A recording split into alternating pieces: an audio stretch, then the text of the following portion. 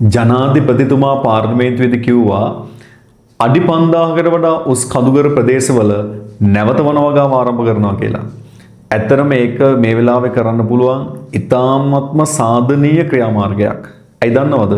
ගොඩාක් ස්වභාවික උපද්‍රව වලට හේතුවක් තමයි මේ කඳුකර වනාන්තර විනාශ කිරීම. මම චුට්ටක් අන්න ඒ ගැන අද කතා කරන්න ඕන කියලා හිතුවා. මේ කඳුකර වනාන්තර විනාශ කිරීම හරහා එක පැත්තකින් නායෑම උපද්‍රවය වැඩි වෙනවා, අනිත් පැත්තෙන් ගම් වතුර උපද්‍රවයත් වැඩි වෙනවා. ඇයි දන්නවද? ගම් වතුර උපද්‍රවය වැඩි වෙන හේතුව මම පැහැදිලි කරන්නම්. දැන් මේ බලන්න මේ පැත්තේ බෑවුමේ ශාක වැස්ම ඉවත් කරලා තියෙන්නේ. මේ පැත්තේ බෑවුමේ ශාක වැස්මක් තියෙනවා. දැන් ඔයාලා හිතන්න මේ ශාක වැස්ම තියෙනකොට වර්ෂාපතනේ මෙහෙම ලැබුණාම ඔය ජලය මතු පිටින් ගලා යාම අඩුයි. ඇයි මේ ශාක වැස්ම තියෙන හින්දා මතු පිට ගලා යාමට බාධා ඇති වෙනවා. එතකොට මොකද වෙන්නේ? මේ ජලය පස ඇතුළට හොඳට උරා ගන්නවා. කාන්දු වෙනවා. ඊට පස්සේ පාංශු විස්තර අතරින් ජලය හිමින් ගලාගෙන ගිහිල්ලා වැහැලා සතියකට දෙකකට තුනකට පස්සේ තමයි සමහරවිට පල්ලෙහා නිම්නයට වතුර ටික එකතු වෙන්නේ. ඒතකොට නිම්නයට එකපාර වතුර ටික එකතු වෙන්නේ නැහැ. හැබැයි අපි ශාක වැස්ම ඉවත් කරාට පස්සේ මොකද වෙන්නේ? වැහැපු ගමන් වර්ෂාපතනේ ලැබුණු ගමන් පොළව ඇතුළට කාන්දු වීමකට වඩා වැඩිපුර සිද්ධ වෙන්නේ මතු පිටින් ගලා යාම වැඩි. අපි කියනවා අධිදහවිතේ වැඩි. ඒතර වතුර ටික වැහැපු ගමන් ඒවා පොළව ඇතුළට උරා ගැනීමක් සිද්ධ වෙන්නේ නැතුව ඉක්මනින්ම පල්ලෙහා තියෙන නිම්නයට ගිහිල්ලා එකතු වෙනවා. එතකොට හිතන්න වටේම කඳු වැටි වලට වහින වතුර ටික මේ විදිහට පල්ලෙහා නිම්නයට එකපාර වැහැලා පැයක් දෙකක් යන්න කලින් පල්ලෙහා නිම්නයට එකතු වෙච්ච ගමන් පල්ලෙහා නිම්නයට දරන්න බැරි ජල ප්‍රමාණයක් එකතු වෙලා නිම්නයේ උතුරල ගිහිල්ලා මෙන්න මේ වගේ විශාල ගම් උතුර තත්වයක් ඇති වෙනවා. ඕක තමයි වෙන්නේ. ඉතින් ඊළඟට මේකේ අනිත් කාරණේ තමයි අද වැහැලා ගම් වතුර ගැලුවට සති දෙකක් පායද්දී මේ උල්පත් ටික ඔක්කොම හිදෙනවා. මේ ගඟේ ජල මට්ටමත් හොඳටම අඩු වෙනවා. ඇයි ජලය භූගත උනේ නැහනේ? වැහැපු ගමන් වතුර ටික ටක් ගාලා බෑවුම දෙකේ පල්ලෙහාට ආවා. ගංගා දිගේ මුහුදට ගියා. අපි මොයකට පළල් කළාම වතුර ටික මුහුදට යන්න අවස්ථාව හදලා දෙනවා. ඊට පස්සේ සති දෙකක් පායද්දී මෙන්න කඳුකරේ උල්පත් ටික හිදෙනවා. මෙන්න ගංගාවල වතුර මට්ටම හොඳටම අඩු වෙනවා. ලිං වල ජල මට්ටම හොඳටම අඩු වෙනවා. මේක ප්‍රශ්නයක්. ඒ නිසා මේ කඳුකර වනාන්තර ආරක්ෂා කිරීම ඉක්මනින්ම කළ යුතු දෙයක්. ඒ වගේම නායෑම වැඩි වෙන්නත් මේ වනාන්තර විනාශ කිරීම බලපාලා තියෙනවා. මොකද දන්නවද? දැන් ශාක වැස්මක් තියෙනකොට ඒ ශාකවල මූල පද්ධතිය මගින් පස හොඳට ඒකාබද්ධ කරලා තියාගෙන ඉන්නවා. මේ ශාකවල මූල පද්ධතිය මගින්. අර බූවල්ලේ ආකාරයට පස හොඳට ඒකාබද්ධ කරගෙන ඉන්න නිසා මතු පිටින් ජලය කොච්චර වේගෙන් ගලාගෙන ගියත් පාංශු කාදනයේට නායෑම වලට තියෙන ඉඩකඩ අඩුයි. අනිත් එක තමයි ශාක වැස්මක් තියෙනකොට ජලය මතු පිටින් ගලා යාමේ වේගයත් අඩුයි. ඒ නිසා පාංශු කාදනය අඩුයි, පස බුරුල් වීම අඩුයි. ඒ නිසා නායෑමේ අවදානම සෑහෙන්න අඩුයි. ඒ නිසා ඇත්තටම කඳුකර ප්‍රදේශවල ශාක වැස්ම අපි ආරක්ෂා කරනවා නම් අපිට ඇත්තටම නායෑම උපද්‍රවයත් අඩු කරගන්න පුළුවන්. දැන් මම ඔයාලට පෙන්වන්න යන්නේ දිට්වා සුලිකුණාටු නිසා ඇතිවෙච්ච ලංකාවේ ප්‍රධාන නායෑම් කිහිපයක රූපරාමු. අපිට ඒව තුලින් පැහැදිලි වෙනවා මිනිස්සු ඉදිකිරීම කරපු වනාන්තර ඉවත් කරපු මිනිසා විසින් පරිහරණය කරපු ඇඟිල්ලක් හරි ගහපු තැන්වල තමයි නාය ගිහිල්ලා තියෙන්නේ. මෙන්න බලන්න. මේ උඩුදුම්බර ගංගොඩ නායෑම. එතකොට මේකෙත් බලන්න මෙතන ඉදිකිරීම කීපයක් කරලා තියෙනවා. මේ පැත්තේ ලොකු වනවැස්මක් තියෙනවා. එහා පැත්තෙත් වනවැස්මක් තියෙනවා. අර ඉදිකිරීම වලට ගෙපොල් කියන්නේ මේ අපි කියන්නේ අර එල් හැඩයට කපපු ඉදිකිරීම කරපු ස්ථානය තමයි හරියටම නාය ගිහිල්ලා තියෙන්නේ.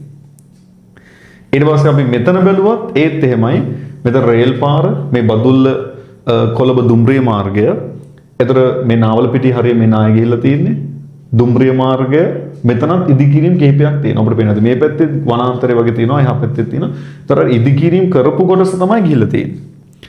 නිසා ගොඩක් නායකගේ ස්ථාන අපි ඇනලයිස් කරොත් එහෙම එක්කෝ මිනිසා විසින් වගා කරපු තැනක්, එහෙම නැත්නම් ඉදිකිරීමක් කරපු තැනක්, පාරක් හදපු තැනක්, ඊට උඩ තැනක් හෝ පහළ තැනක් තමයි මේ නාය ගිහිල්ලා තියෙන්නේ. ඒ නිසා මේ කඳුකර ප්‍රදේශ පුළුවන් තරම් අපි මේවට අත තියන්නේ නැතුව මේවා ස්වභාව ධර්මයට වෙන් කරලා තියෙන එක තමයි වඩාත්ම හොඳ. ඇත්තටම දැන් සුද්දාගේ කාලේ වුණත් අතීතයේ රජවරුන්ගේ කාලේ වුණත් මේ ප්‍රදේශවලට අත තිබ්බේ නැහැ මොන දේ වුණත්. ඒවා ආරක්ෂා කරගෙන කඳුකර ප්‍රදේශ කඳුකර වනාන්තර ටික ආරක්ෂා කරගෙන තමයි මොන දේ කළේ. හැබැයි ඔය කඳුකර වනවගාවේදී මම තව දෙයක් කියන්න ඕන. පුළුවන් තරම් දේශීය ශාක වර්ග තමයි වගා කරන්න ඕන. දැන් සුද්ධකරා වගේ ෆයිනස් වගේ දේවල් වගා කරලා හරියන්නේ නැහැ.